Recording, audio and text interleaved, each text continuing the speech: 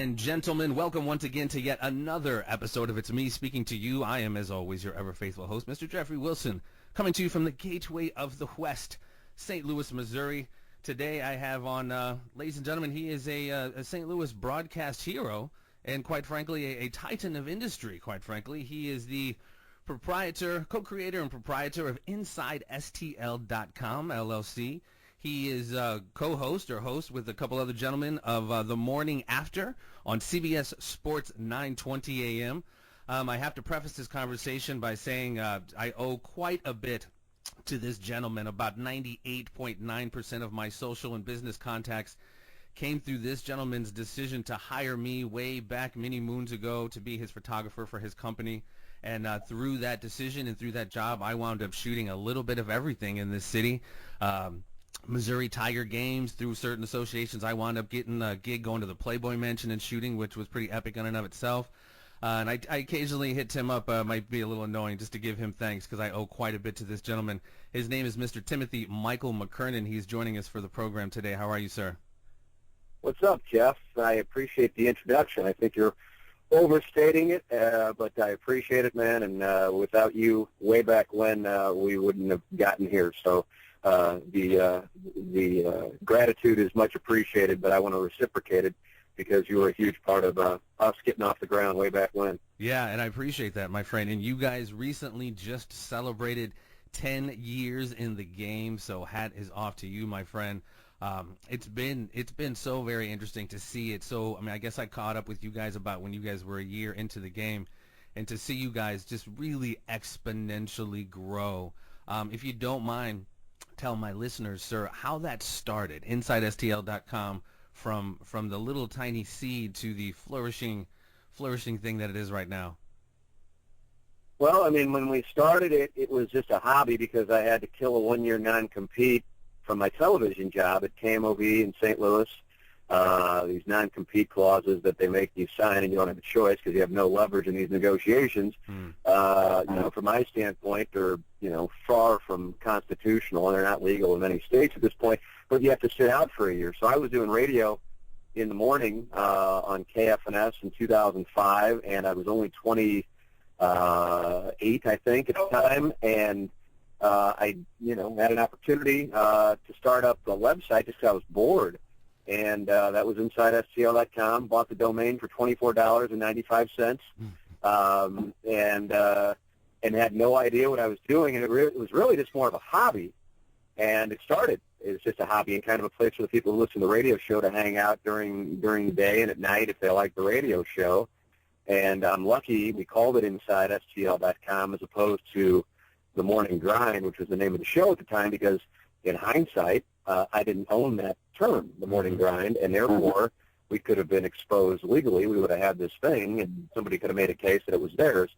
So fortunately, we didn't do that, and it kind of grew partially with you being out there and taking pictures because it wound up being grassroots marketing. People would get their picture taken at bars, clubs, events, and our photographers, and you were the leader of that, would be handing them business cards to say, here's where you can see your picture. And, that was before what is, now you're just like, oh, that's sweet, I can see my picture anywhere, name whatever social media platform you want. Sure. Then, even though it was only 10 years ago, it was relatively unique.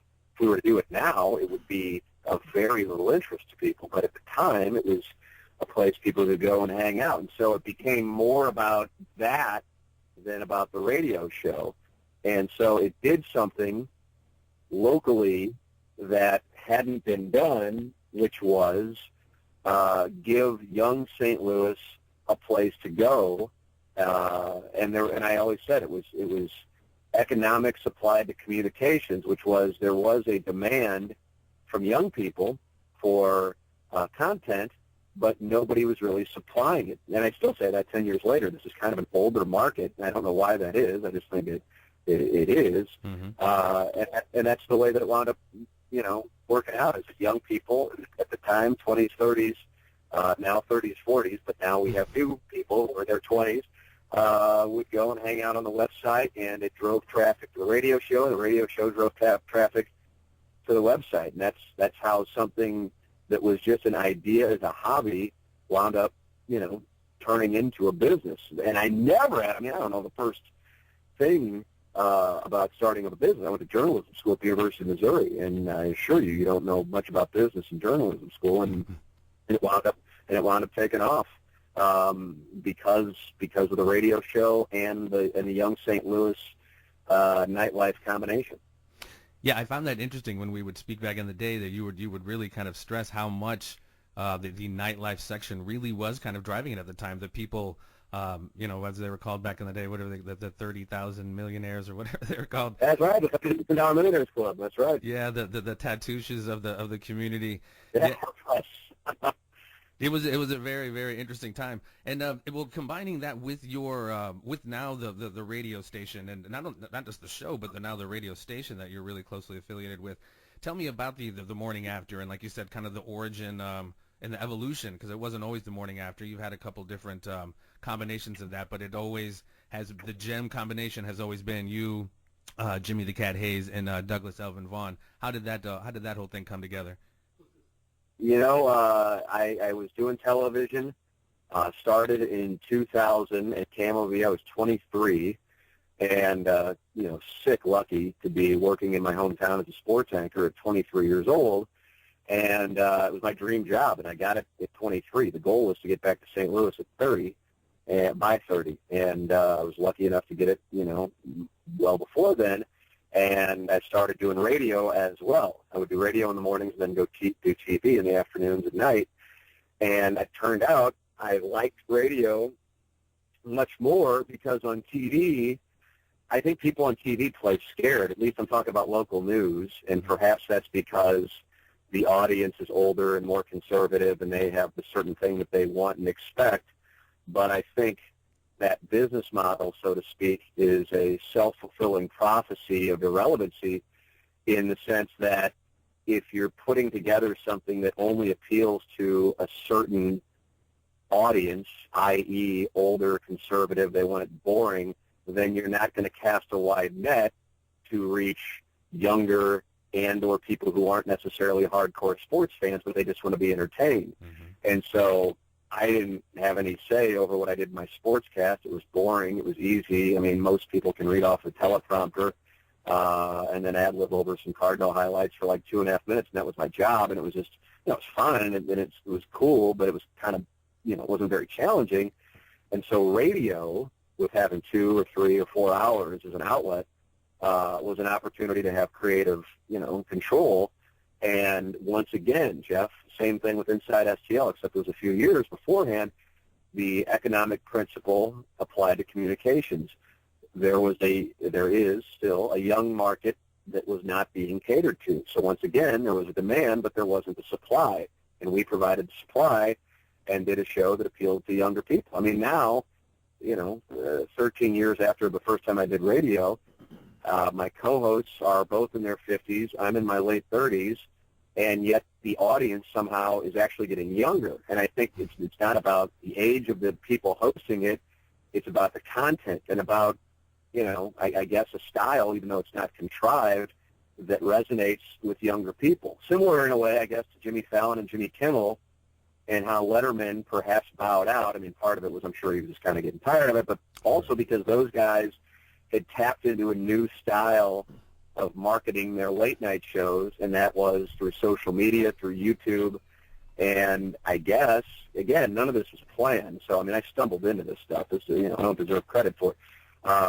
But we connect with a younger audience. And I think that's because the content, but also the way that we do it. We're able to do hour-long segments because the Inside STL owns the time, and we don't have to do like those hackneyed 12-minute segments where coming up, we'll tell you about the Rams' offensive line. I mean, when it gets down to it, there could be like 100 people who care about that, but that's boring. I grew up on Howard Stern, and the best segments still to this day, but the best segments back then on Stern would be the segments where it's just him and Robin and at the time Artie and Benji and Fred, and they'd just be riffing, is what they called it. You're just ad-libbing, right. But there's this chemistry where it's like I'm a point guard, and I got a blindfold, and I'm passing the ball, but I know where Doug's going to be, and I know where the cat's going to be, Yeah. and I know it's going to wind up working out. I mean, I walk into that thing every morning at 7:05, even though the thing's supposed to start at 7.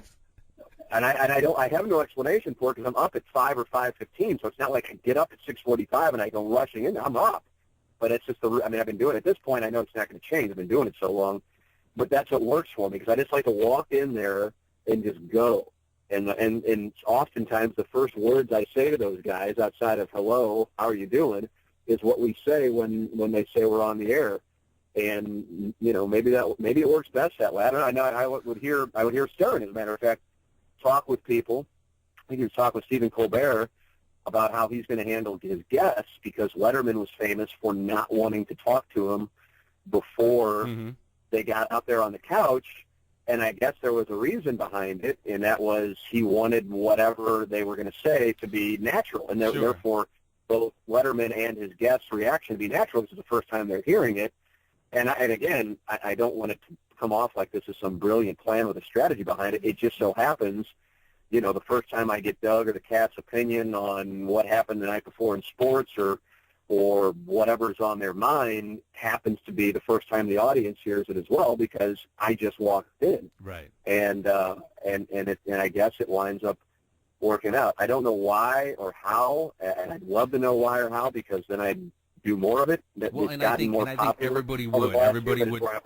I'm sorry. I think everyone would replicate it. I think it's one of them inquantifiable things that you guys have, and it's hard to put a finger on that. Why Robin and Howard work? Why you guys work? Coming in at, like you said, 7 o'clock and just riffing like that. It's just something that's very organic, and you guys, and you particular, sir, you've created a formula because I don't think this model has existed of monetizing grab ass in a way that I don't think has been done before, and that's not in any way to knock what you do, sir, because obviously you guys literally will go from grab ass to flipping the switch to you mentioning John Stuart Mill or whatever type of semi-cerebral conversation. So I think and then definitely the harassing of Doug has definitely caught on.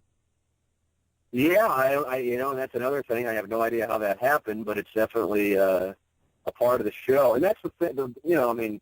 Everybody, it's one of those deals. Going back to Stern, I guess it's at the forefront of my mind because for the first time, Howard and Artie hasn't been a part of that show in I think like 4 years, 5 years, 6 years. I don't know. It was a while, and he's kind of kept quiet and always said, he owes Howard for all this stuff, and Howard's never really talked about the exit outside of Artie. Was hooked on heroin and. And that's what ended it.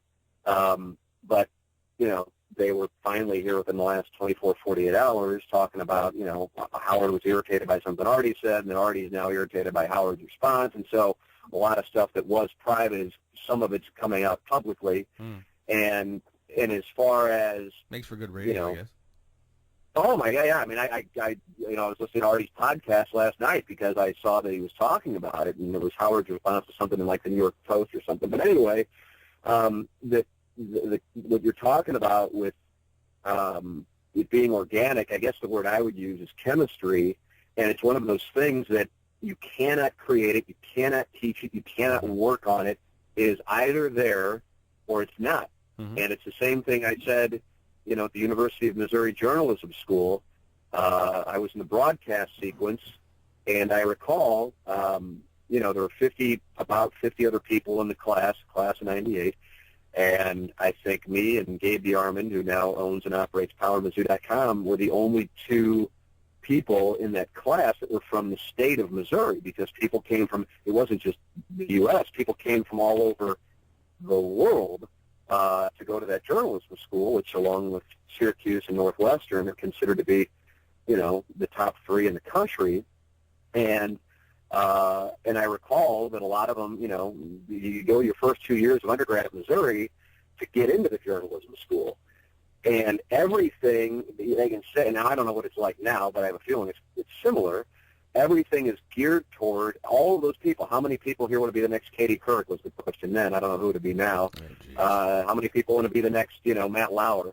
And everybody was raising their hands. And then the first moment you stand in front of that camera and you're live on the air, and they say, all right, you hear it in your ear. They throw to you out in the field.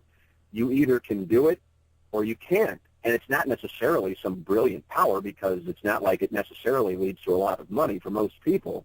But it's one of those things that either you can do it or you can't. And you can be trained and taught and all that stuff, and voice inflection and pacing. But either you can look into that camera and talk like you're talking to a human being, or you can't.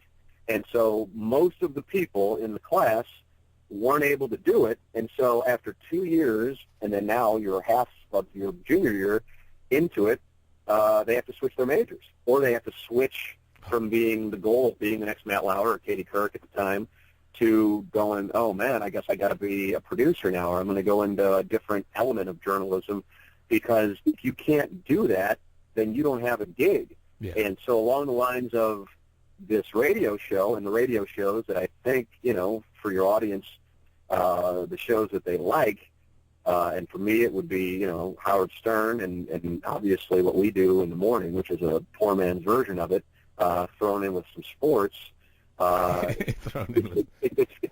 It's chemistry, I mean, you can't just put another two people in that studio with me and have it be the same thing. Now we have people like Charlie Marlowe and producer Joe and Jay Randolph Jr. who come in when one of us is out of town, or two of us is out of town, or on vacation, or the Cats on with the Cardinals on the road, or whatever it is, and it's still the same flavor. But there are certain people who it's just not their thing, and so it wouldn't work. For example, Frank Cusimano, who works the station, he does a hell of a show, but his show is more of a monologue style of show, and if you brought him in with us, it would totally change different flavor chemistry, just like if you brought us in with him, it would totally blow up what he does. So it's not about any one person. I've always said that, whether it was Martin and the Cat and myself, or whether it's now Doug and the Cat and myself. It's about the group, and it's not just about the group in the studio. It's about the group behind the glass. It's always been about the producers, the board ops, the interns. It's another thing that's taken from Stern, and this is unique in the sense of how active texts are a part of the show now, whereas that wasn't the case when we started it. The audience contributes so much content, and that gets underrated, man. But the audience with the texts and with the emails and with the calls are a huge part of the show, and that can't be understated. I mean, it's such an important part of the show. I mean, you have Deke Doden being referenced during a Major League Baseball game. Yeah, I mean, just such subtle, obscure references that it makes people feel like they're part of the group, and they are. It's not lip service, because without the audience, contributing content, but also understanding the business model, which is if you like the show, then the name of the game is to make sure that when you hear these companies advertising, that you go and do business with them over the other one, because that's how this thing exists. That's the game. Support the sponsors. Support the sponsors. That's the game, and that's why it's been able to work. And it gets to a point now where it's kind of like, before we were working for other people, they had us by the balls, because we had, they were paying us, and we had to play along, even if we're just like, man, it's a stupid idea, or this guy doesn't know what he's doing, or this guy's an ass. And now we can kind of, knock on wood, write our own game plan, dictate the terms a little bit better. Yeah, no, absolutely. Yeah, man, and we'll do an hour-and-a-half segment, and that's in the audience, but we'll do the commercials inside the segment, and therefore the advertiser is getting more pop, because understandably, just like any human being, they're driving along, or they're streaming it at work, or podcasting it, whatever the case might be. Commercial break comes on, and it's human nature to switch over.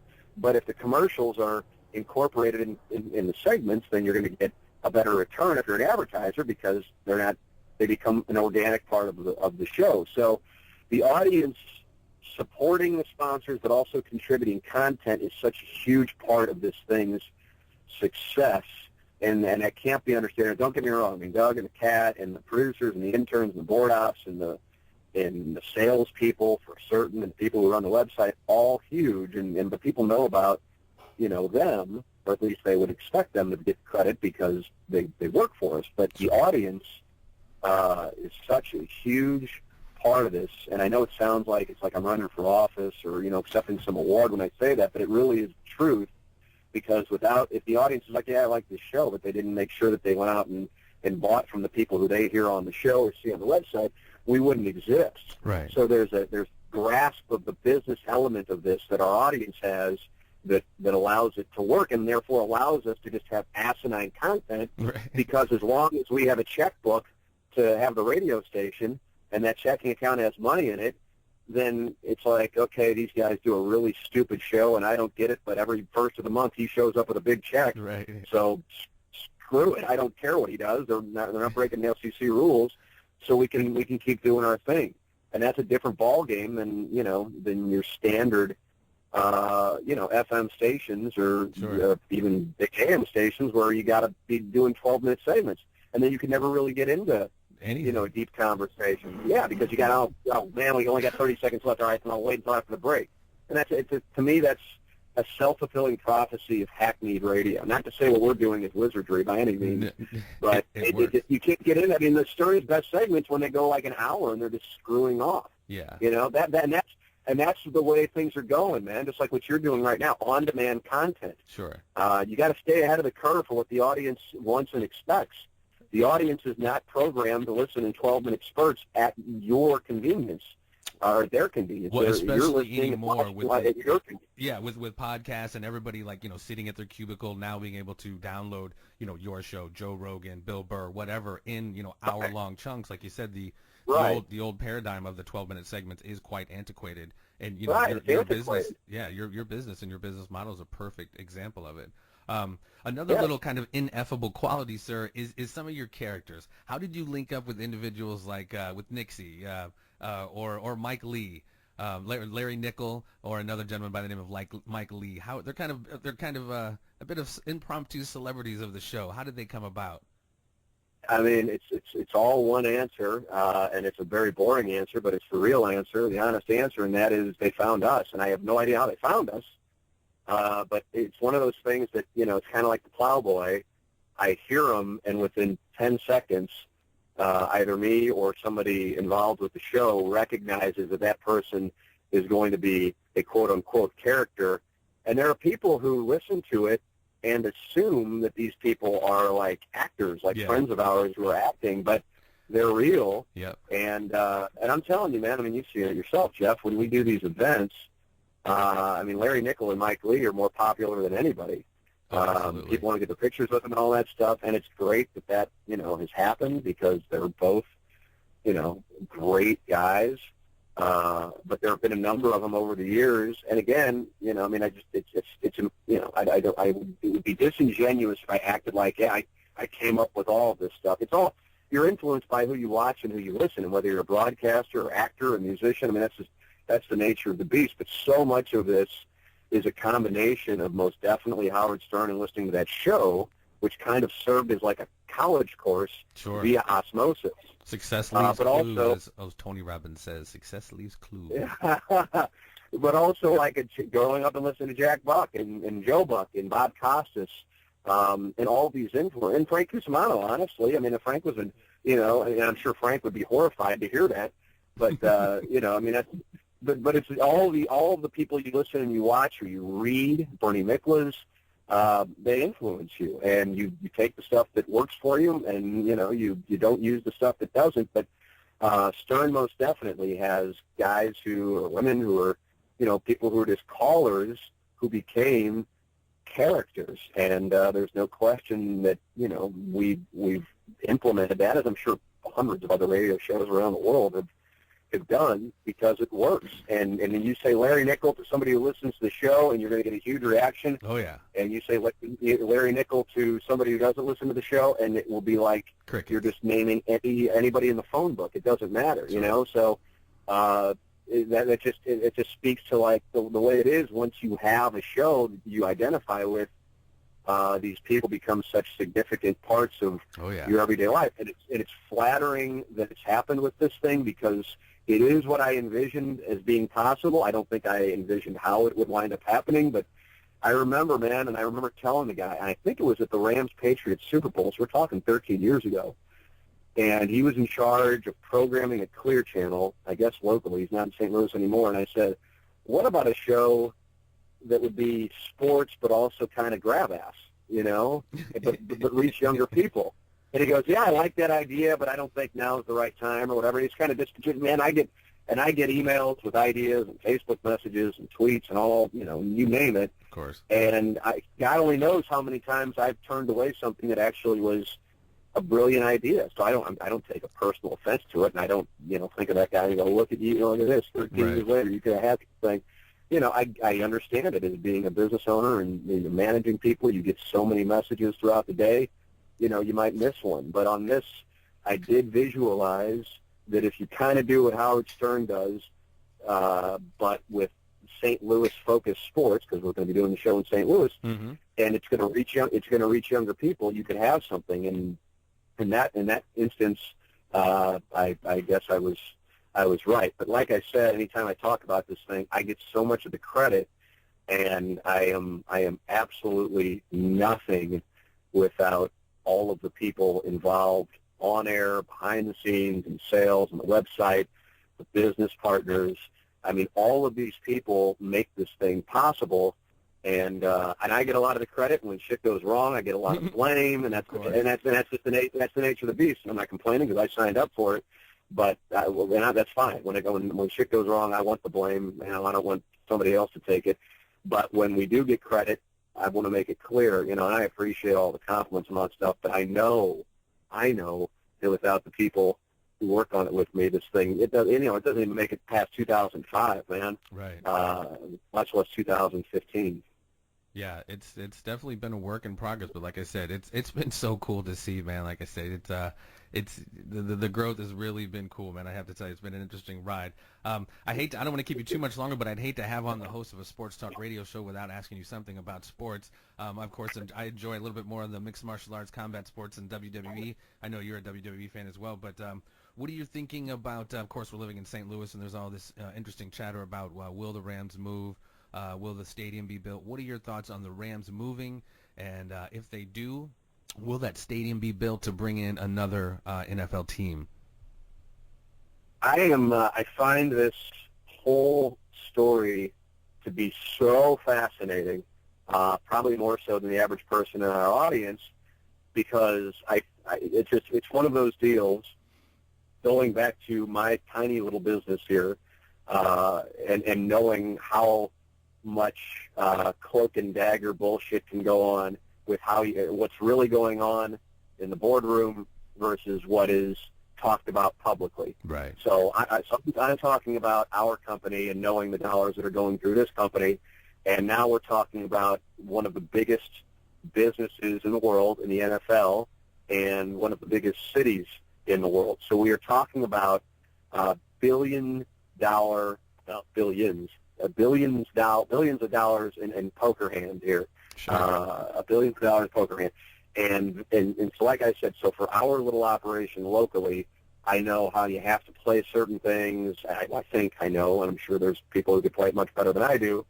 And so I can't even imagine the misdirection that the public is receiving as far as what's really going on. Right. And I just don't believe, and maybe and that's why I'm so fascinated by what's it going to be. It's like I'm watching this poker hand, and I'm watching each guy at the table make their play, and I'm going, okay, I think he's doing this, but then he just did this, and that doesn't make sense if he's doing that. Right. But maybe he wants you to think that he has that, so that's why he's doing it.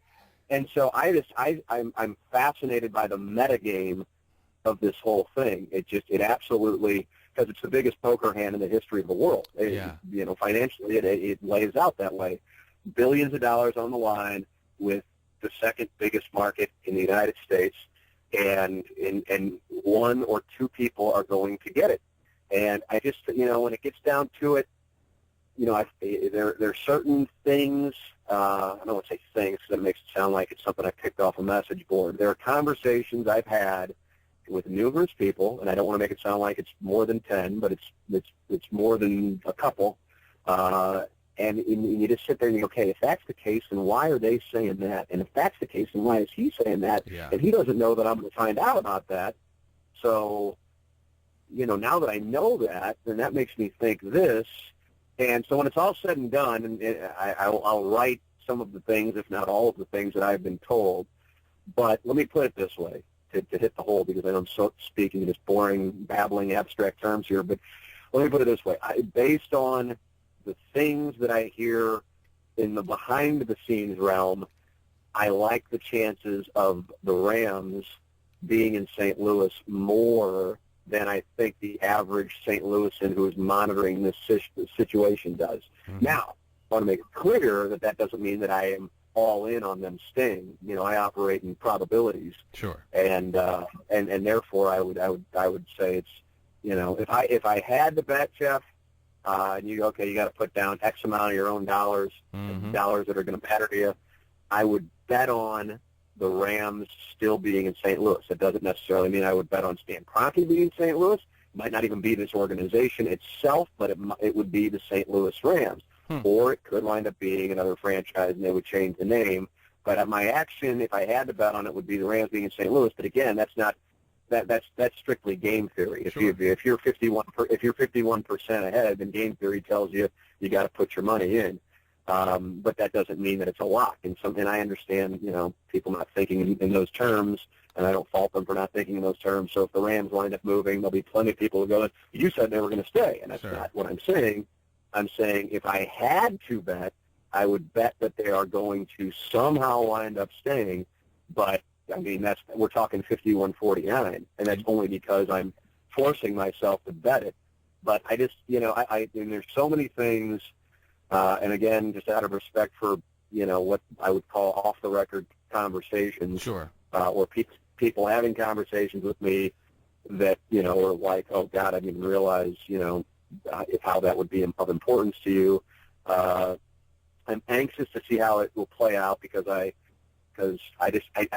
my theory is if the Rams are staying is that the whole reason Stan Kroenke has not said anything is not because he's a mean guy. And people, when they're on the other side of the issue, they automatically oftentimes label the person as the bad guy. And that's not to say he's the good guy either. But that just means that, oh, he's just greedy, oh, he just hates St. Louis.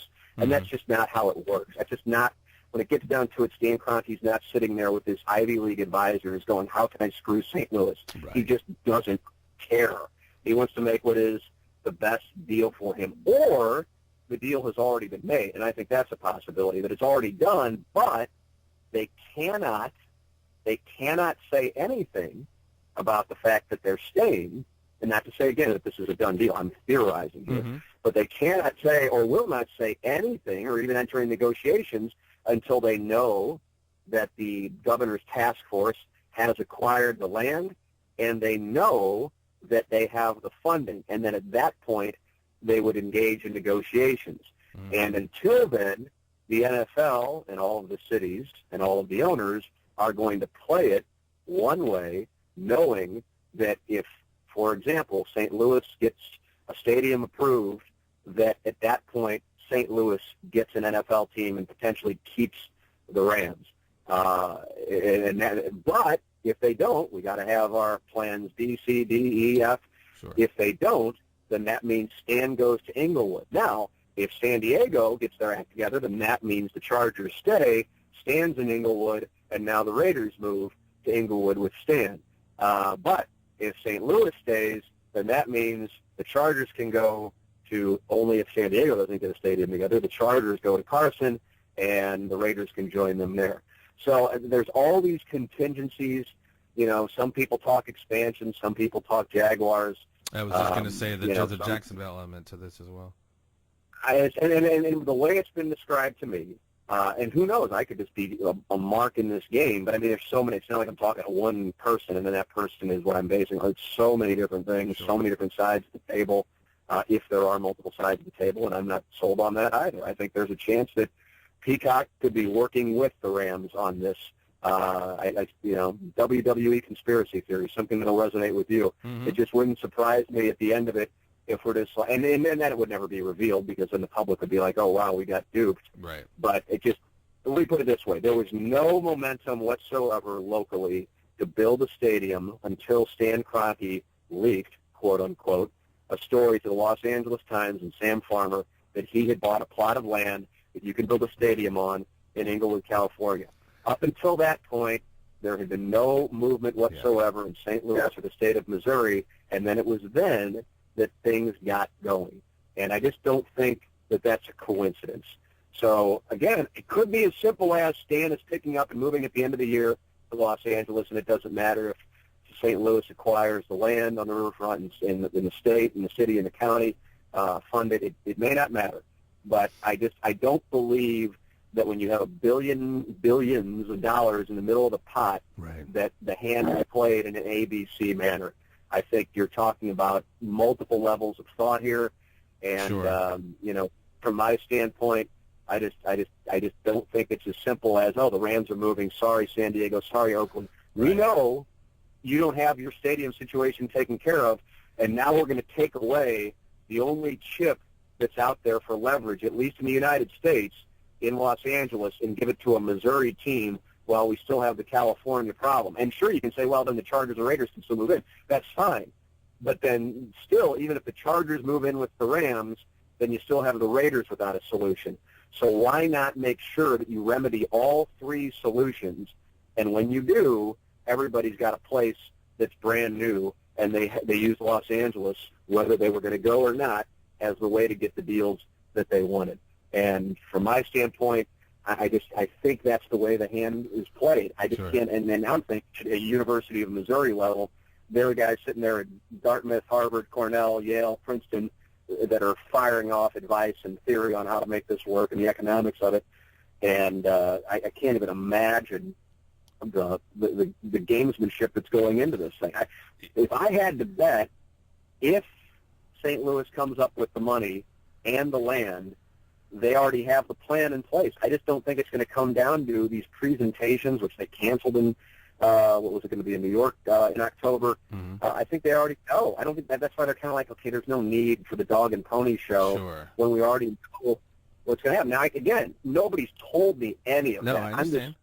I'm just theorizing Probabilities. I understand, yeah. on this stuff. And so from that standpoint, I just don't know how, for as self-deprecating, potentially self-loathing as many are in the St. Louis area, the bottom line is this is the 21st market in the country, and it is a strategic geographic location, 4 hours from Kansas City, 5 hours to the southwest of Chicago, 5 hours to the northwest of Nashville, 4 hours to the west of Indianapolis. Mm-hmm. That it's a 21st, but you just can't go now. I think the biggest market that doesn't have an NFL team, and I could be wrong on this, is Orlando. But you already have three teams in the state of Florida, and it's kind of a long strip of land. But there were plenty. There were more Dolphins fans in Jacksonville than there were Jaguar fans this past weekend. So I don't think, again, for self-deprecating as we are in St. Louis, and mm-hmm. question the state of the city and the future and the economic health of the city, there's value here, and I don't believe that the NFL just dismisses it if this area is putting $400 million on the table and ready to build a brand new stadium. I just don't. That doesn't make sense. Right, now, Stan Kroenke has burned so many bridges that it may be impossible for Stan Kroenke to still own the Rams and have this all work out, and that's possible. But as far as what's going on with St. Louis and the NFL, I just would have a tough time believing that if the city and state come together to build a stadium on the riverfront, that the NFL is just going to turn its back. Just doesn't. No. Again, and maybe I'm sorry, I know, but that just doesn't make sense to me, especially with two cities in California. Oakland's doing nothing, and San Diego doesn't seem like it's doing. And also notice that San Diego has a spokesperson for the Chargers who goes out there and says things that really piss people in San Diego off, whereas Kroenke is pissing people off, but he's not on the record anywhere as saying, I'm staying or I'm going. And I just don't believe that's a coincidence. I don't believe that's a coincidence. He's again, definitely implementing a little bit of strategery, and I think playing a little bit of chess while everyone's playing checkers. Yeah. So the cards will be flipped over here in a few months, and we'll find out, and perhaps we'll be able to go, yep, that's why they did that, and yep, that's why they did that. But it might be, Jeff, as simple as, it was obvious. He was going to Los Angeles the whole time, and St. Louis when the Raiders or the Chargers or name whatever other city, the Jaguars, don't get their situation taken care of, St. Louis, you're first in line, just like the Cleveland Browns when the Browns moved to Baltimore and became the Ravens. Yeah. So it could be as quote unquote simple as that. I don't know. I obviously I'm fascinated by it. Well, clearly, yeah, no, and that's a very, very, very interesting perspective, sir. That's definitely very well thought out. Like I said, I think there's quite a few layers to this, and we'll see. Like I said, we'll see in a few months, and I think it'll be interesting how it all plays out. I of course would love to have an NFL team stay here because it's a very big sports town, as you know. Oh yeah, absolutely. I obviously hope it happens. I really don't know. Obviously, I don't know how many people do. I do think there's a good chance that some people actually do know. But it could be as simple as, he's moving at the end of the year, and it's been very obvious. But then, okay, well, what do the Chargers do? They've been trying to get a new stadium for almost 20 years. Yeah, they've been patient, and now all of a sudden you're going to tell them, no, sorry, he's the one in Los Angeles. So they got to sit there and go, now we have no leverage. We have no leverage to get a new stadium, and we're just stuck with this thing. And the city of San Diego is like, okay, well, now we don't need to do it. It's not how business works. It's not how logic works. And then if they say, okay, Chargers, you can move in with Stan, well, then what leverage do the Oakland Raiders have? Right. And will Mark Davis and his mother be happy with the fact that they're stuck with that thing, which is the worst? I mean, the Dome's horrible, but the Dome makes Oakland Coliseum look like Jerry's World.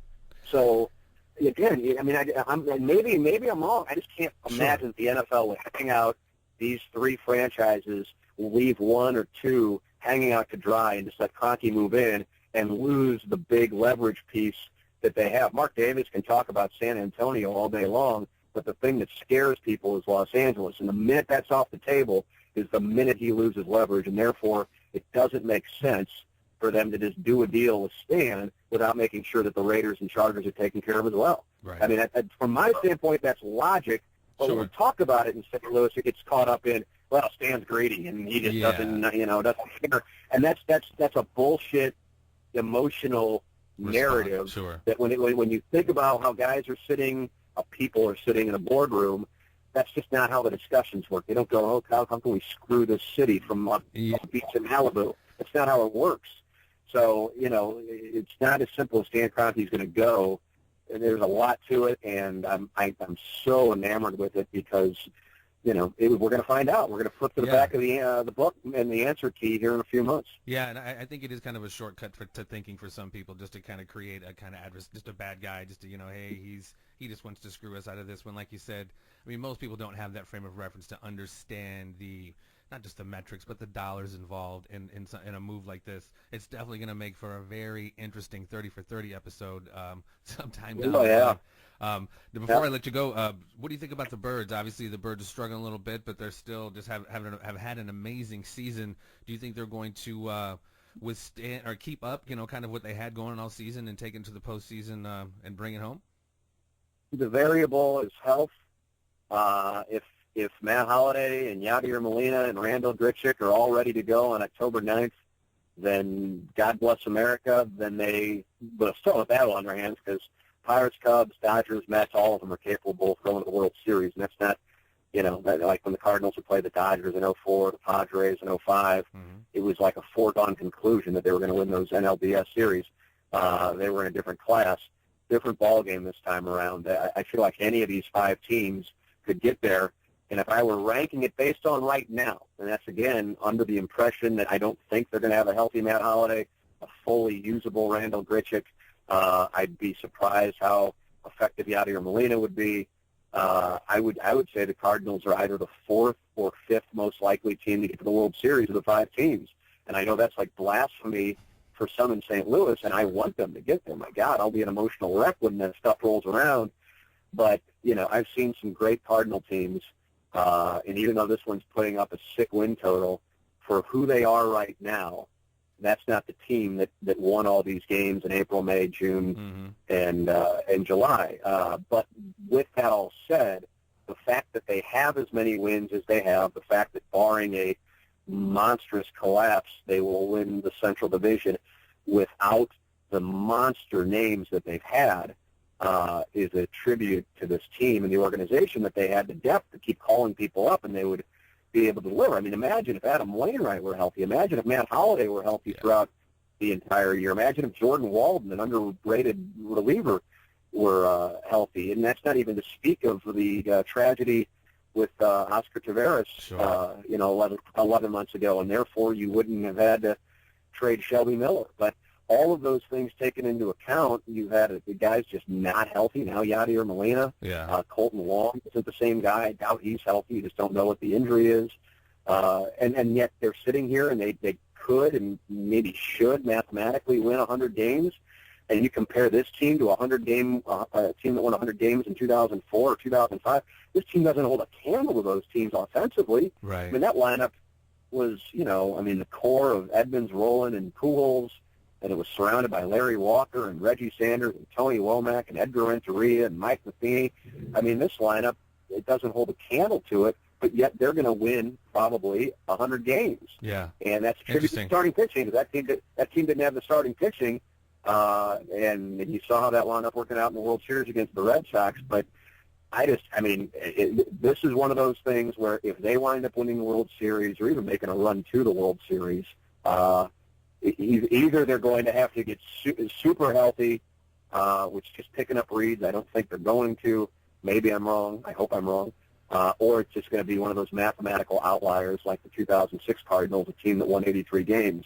But did get healthy right at the end of the year, and that's why people are like, man, the Cardinals are horrible. There's no way, but it was a totally different team out there in October than it was in August and September. So if that's what the Cardinals have, and if Adam Wainwright comes back, and he's Adam Wainwright, even though he's coming out of the bullpen, and if Matt Holliday comes back, and if Grichuk comes back, and now Piscotty and Pham or big bats coming off the bench, or perfect matchups, or you can play the percentages of the matches, well, then that changes things. But I'm looking at it right now, and my read is I don't think you're going to see Yadier Molina. Even if he is playing, he's not going to be the same guy. Mm-hmm. And Matt Holliday sure as hell doesn't seem ambitious to get back in the lineup. He's scared he's going to hurt himself again. Randall Grichuk can't throw the ball, and that's a monster problem if you're playing in the outfield. And Adam Wainwright hasn't pitched yet in the regular season. So I think it's just a lot of, again, thought process based on emotion, and that's just not how I do business. Right. I look at it from an analytical standpoint, and that can rub people the wrong way. But, I take the Cubs over the Cardinals right now. I take the Pirates over the Cardinals right now, and I take the Mets and Dodgers over the Cardinals right now. That's not to say that the Cardinals can't beat them. But, again, from a probability standpoint, with how beat up they are, it just doesn't stand to reason that they're going to be able to overcome all of that when they got a guy like Johnny Peralta hitting cleanup, and he hasn't hit a home run since, like, the 1st of August. That's just... that's tough, and then they're getting shut down by guys who were in AAA 3 weeks ago. But when it comes to the playoffs, they're going to be up against, Jake Arrieta and John Lester, or Clayton Kershaw and Zach Greinke, or Garrett Cole and Francisco Liriano, or all those young arms that the Mets have. If you're going to shut down by John Lamb and Dan Herron, Godspeed when you go up against Kershaw and Greinke. So, again, I could be wrong, I want to make it clear, but I'm just looking at this, and this is a healthy team. But at the same time, man, if you would have told me back in April that they would have all the injuries they've had and they're going to win 100 games, I would say, God, I'll bet against that all day long. Yeah. And they would have proved me wrong. So hopefully they prove me wrong again. There'll be another world championship. Yeah, I'd have to say, man, when I first started working for you in that first year, 2006, they won, right? Didn't they win in 2006? They did, yep. Yeah, and that was amazing. I mean, of course, it's no secret Jim Edmonds is affiliated with your company, and that was cool to have him on the team, and then like kind of just that whole few days shooting downtown around the stadium. It was my first experience of dealing with shooting anything on that kind of magnitude, but that was quite amazing when they won that year. All right, my friend, I don't want to keep you too much longer. I know I keep saying that, but do you want to chime in quick? Do you have any thoughts, any comments on the the presidential race that is going on right now? Any thoughts on? It's a nice analogy with the WWE. I watch it, and I couldn't be more entertained by it. Yeah. It's fascinating to see how this is all playing out. With, I guess it's a culture that at this moment is rewarding sound bites, and so people who are incredibly long-winded and analytical like me probably wouldn't do very well in the polls because it's, who can say whatever is going to be a cute 10-second soundbite or tweet. But, I mean, is that, when you take a step back, what's in the best interest, whether you be on the right or the left, in the best interest of the greater good? And my answer, of course, is absolutely not. I find it entertaining. Don't get me wrong. Absolutely. I mean, it's more. I've never been more entertained. I mean, I sat and watched that 3-hour debate, like I was watching a WWE pay-per-view, just because it's just entertainment, and it's so asinine. It's like, who can say the stupider thing? But it's entertaining. But as far as I'm concerned, I would imagine when August of 2016 rolls around and the Democratic National Convention and the Republican National Convention are held, it's probably not going to be the people who are quote unquote entertaining or getting off the quick one-liner that are going to be standing in those cities. But for now, I find it incredibly entertaining, and I guess I'm not scared by it just because I don't think it's got any chance of happening. And I don't limit that to Donald Trump. There's Ben Carson. I follow this stuff, and so I don't just see these guys on debate, or in Carly Fiorina's case, these ladies on these debates. I'm into it, and so there's a history there with each person that I'm just like, there's no way in the world that they're going to possibly get this nomination. But I was talking with, and I won't say the name because it was a private conversation. I was talking with somebody who spent a lot of time in Washington as a United States senator about this last week. And I have a great deal of respect for this person, I said, do you think Donald Trump can win? And he goes, not up until now. And so you sit there and you go, my gosh. Yeah. Now here's somebody who knows the game is thinking it's actually possible. So who knows, man? I mean, it's like Back to the Future when Marty McFly says to Christopher Lloyd's character, Doc Brown, he says, who's the president in 1985? And he says, Ronald Reagan. He goes, the actor? Yeah, and it starts laughing. So, I mean, if you would ask somebody 20 years ago who's president in 2016, and you say Donald Trump, and people would have started laughing, and people were laughing just a few years ago. Who knows? Maybe he winds up being, it's so kind of emblematic of our society right now that, one of the guys who pretty much headed up the biggest reality show ever with The Apprentice is literally now leading in, what happens to be the Republican Party in the presidential race. So it's just, I think it's a very interesting commentary, and I think you're right. I think the paradigm has shifted quite a bit on what we expect of our political leaders. We don't want the necessarily long-witted analytical. We want the quick sound bites, and unfortunately now the litmus test to be the leader of the free world is now, how much smack you talk or whatever, like the sound bites, and it's really right. I know, and it's just operating a business, and you get baited by people, and it's so tempting to respond, but it's just in the best interest of your business. Even though you'll get short-term gratification, the downside of responding, and now all of a sudden you're spending time on that bullshit, which will provide zero return on investment financially or emotionally for you or your business. It's so stupid, for lack of a better term. Yeah. But I mean, I realize. Don't get me wrong. I realize people love that stuff, and I love. Like I said, I'm watching it too. For 3 hours, I watched it too. Yeah. Yeah. I mean, but when it gets down to it, I want somebody who's level-headed, who wants to work with both parties, goes out of their way to work with both parties, I'd be shocked if my God, if we do something a year from now and Donald Trump or Ben Carson or Carly Fiorina is the Republican nominee, I would be absolutely stunned. And the same thing with Bernie Sanders. And it's not to say I like or dislike any of the people I've named. I just think they represent the polarization of their respective parties.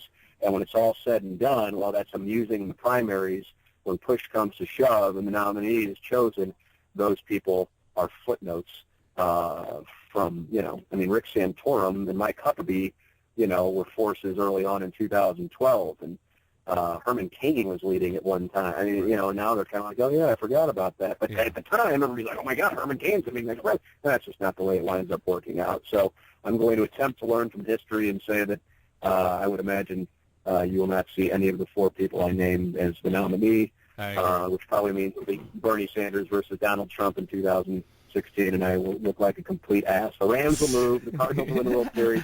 It'll be Sanders versus Trump, and this thing will be played as this guy was the biggest idiot you've ever had on your show.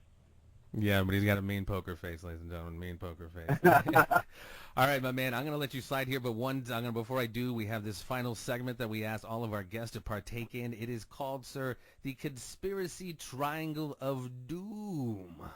It is very simple. Intriguing. Very simple. 3 questions. You can say yes or no. You can elaborate if you wish, but a yes or no will be sufficient. The first question, sir. Do you believe in the existence of extraterrestrial intelligence? Yes. A very Insta-call. Very simple, concise yes from Mr. McKernan. Second question, sir. Do you believe in the official version of events of November 22nd, 1963 and the assassination of President John Fitzgerald Kennedy? The official version being Oswald from the building with 3 shots. No. Again, quick and concise. Strategic. Yeah. Number 3, sir, and I will let you slide. Do you, again, along the lines of believing the official version, do you believe in the official version of the events of September the 11th, 2001? From what I know and have read and have watched, yes. Another very quick and concise answer. He has entered and left painlessly and unscathed the Conspiracy Triangle of Doom. Mr. Timothy Michael McKernan, again, sir, I thank you so very much for not only your time today, but everything you've done to kind of help me in my time here in St. Louis. I'm not from here, but, you made it a real quick and cool transition, and I thank you and hope you and wish you all the success for all you got going on with Inside STL and CBS Sports 920, my friend. My pleasure, Jeff. Right back at you, man. Thank you so much. All right. That has been Timothy Michael McKernan. Ladies and gentlemen, stay tuned. As always, we have so much more for you. Thank you for listening to It's Me Speaking to You. Please spread the word and subscribe to the YouTube channel and stay tuned for more conversations with a variety of guests on a variety of subjects.